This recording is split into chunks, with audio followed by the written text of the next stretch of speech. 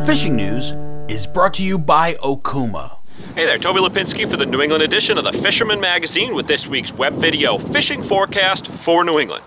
Well, we've got the last two fishing shows of the 2017 winter season that are set for this weekend.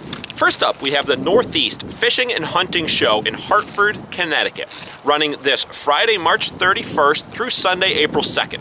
And you can find the Fisherman Magazine at booth number 108, which is located just to the right against the wall as you enter the main showroom entrance.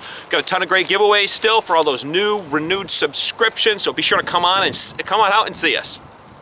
And also up this weekend in Hanover, Massachusetts, we have the MSBA Sport Fishing Expo, which runs Saturday, April 1st through Sunday, April 2nd. Now it will be located at booth number 80 at this show, and we have once again partnered up with our friends at Yo-Zuri to extend their free line promotion as we had back at the Rhode Island show.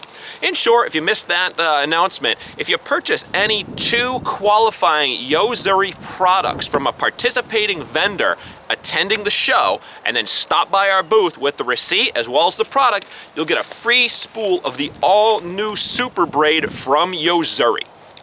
And then last up, the April issue of the Fisherman Magazine hits newsstands and your mailboxes this week. And in the April issue this year, we've got articles that give blues their dues, traveling for muskie. We've got an article that directs you to some of the most likely spots to bag a 50-pound striped bass this year, and much, much more, so be sure to check it out. All right, moving on into the reports. Going to start off, as always, in Connecticut, where holdover striped bass fishing in the tidal rivers, all of them from one end of the state to the other, is garnering a lot of the attention for those not looking to tangle with catch and release trout prior to opening day on April 8th. The weather of late has been a bit cool, which has made finding the striped bass a bit tough at times. But you know what I'm hearing is those anglers that are sticking to it and they're really working the water, knowing where to go, are doing really well, being rewarded for their efforts with fish well into the 20-pound class being landed both by boat as well as from shore. Then over in Rhode Island, we had another week of tough weather, but that's behind us.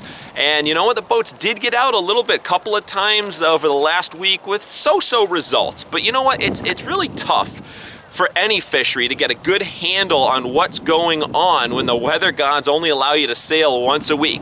But you know what, that being said, our local captains are some of the best in the business, and they do everything within their power to consistently put patrons on the fish, and they've been doing well at that this winter. Also keep in mind for Rhode Island anglers that trout season opens up in Rhode on April 8th, and the state has been busy stocking local waters in preparation for this event.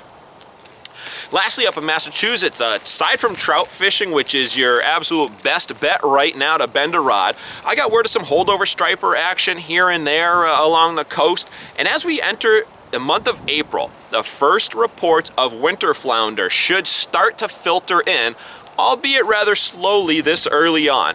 But you know what, going back a few years, April was generally the kickoff for the season for for winter flounder.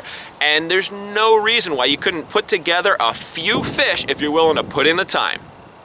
Well, there you have it. As always, I'm Toby Lapinski for the New England edition of the Fisherman Magazine, wishing you tight lines if you head out onto the water this weekend.